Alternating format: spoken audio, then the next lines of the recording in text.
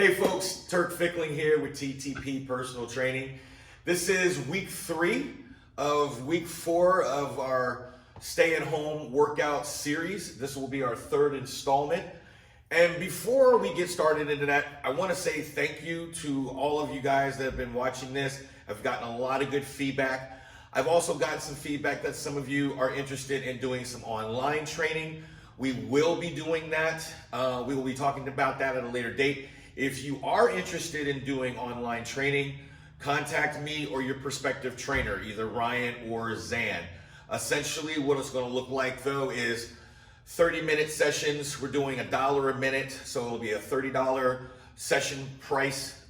If you have books, if you have sessions on the books, we'll give you a credit and you can use the sessions towards that credit if you want to. So real quick, just contact me if you're interested in doing that. The other piece to this is now that the weather is breaking, I'm going to be doing some personal workouts at my house.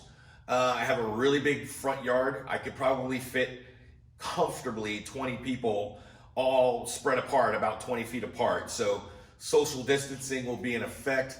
We'll be working outside, so we'll have plenty of ventilation and fresh air. Again, if you're interested in doing that, contact me or your prospective trainer, Ryan or Zan. Now, today we are going to get into some band workout series. All of these exercises are going to be utilized with doing band work. Now, I know some of you might not have bands, and if you don't, you can use whatever workout that we did, either workout 1 or workout 2 for this week. For those of you that do have bands, this will be a really cool training series for you. I definitely encourage the folks out there that don't have bands.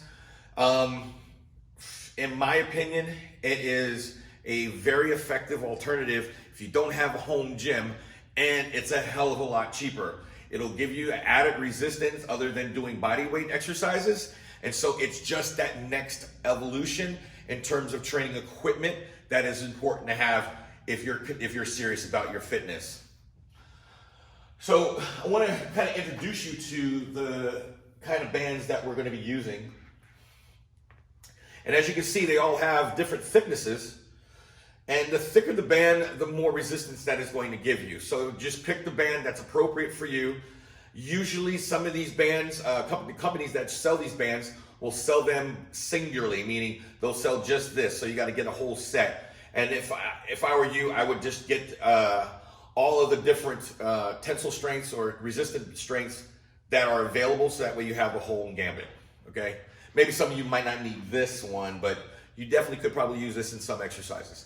So hopefully today, the exercises that we'll do, you can play with these and demonstrate on yourself how these feel and how the hit would be for you. Okay, so let's get started with our first exercise. Just like normal, we're gonna go through the exercises and then we'll have Ryan recap and demonstrate them, okay? First up, we have pull-aparts. This is for the back. As you can see, I have this grouped together as 1, 2, 3. Those are all back exercises. So the first exercise is going to be pull-aparts. Second exercise is lat pull-down. Third exercise is deadlift. Next series is going to be shoulders. We got standing shoulder press. We also have an increased modification for a conditioning piece. We'll talk about that. Number 5 is going to be side laterals. Number 6 is bicep curl. Number 7 is hammer strength. Number 8 is squat. Number 9 is single leg deadlift. Number 10 is band push-ups. And number 11 is single arm incline press. Now, for those of you that have, let's say, a home gym and bands, this is a great a complement to the exercises that you already can do with the weight exercises and the free weight movements. So without any further delay, we're going to get set up and then we're going to get started. Again, if you have any questions about wanting to do the online training or visit with me at my home workouts, shoot me a text. I want to hear from you just regardless, because it's been about 3 weeks and quite frankly, I kind of miss you guys. This is helpful, me and Brian getting together and doing this, but you know, cabin fever is definitely starting to set in a little bit. So I want to hear what's going on with you. Are you following your diet? Are you not following your diet? Do we need to talk about that? What's going on? Are you on track? Just check in. So I would love to hear from you guys. shoot me a text. Let me know how you're doing. And let's get started. All right, folks. First exercise Ryan is doing is pull apart.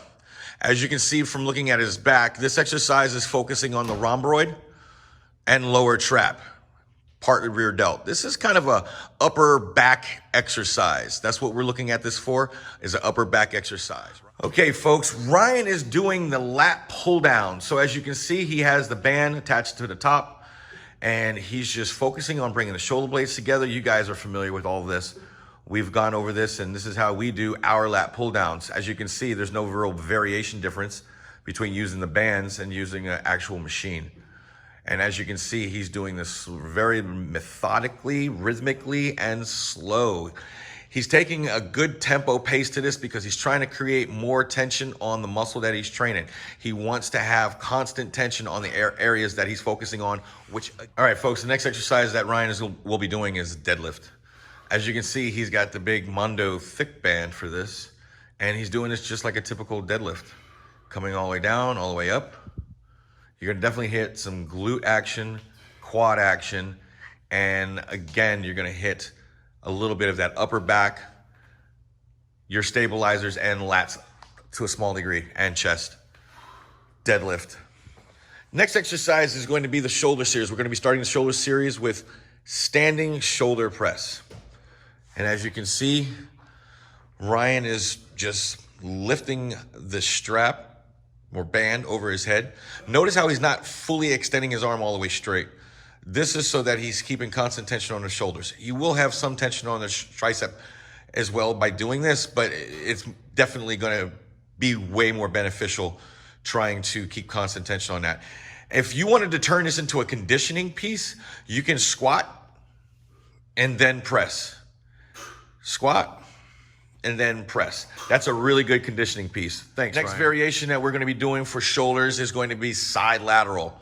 As you can see, Ryan is going to attach the band to his opposite foot, grabbing it with the opposite arm and raise.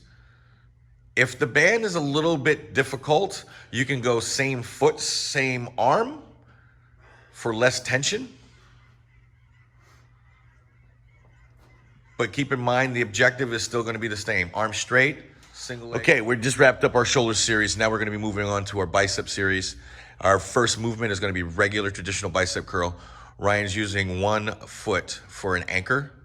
This is going to help it be easier for your wrists to maintain that supine position so that it doesn't put that awkward twist on your wrist. As you can see, Ryan's got his elbows down to his side and he's just curling his arms straight up. Bicep curl. Thanks, Ryan. Okay, the next movement is going to be hammer curl. So Ryan is now going to anchor with both feet. He can have his wrist in the supine position so he can actually come all the way up.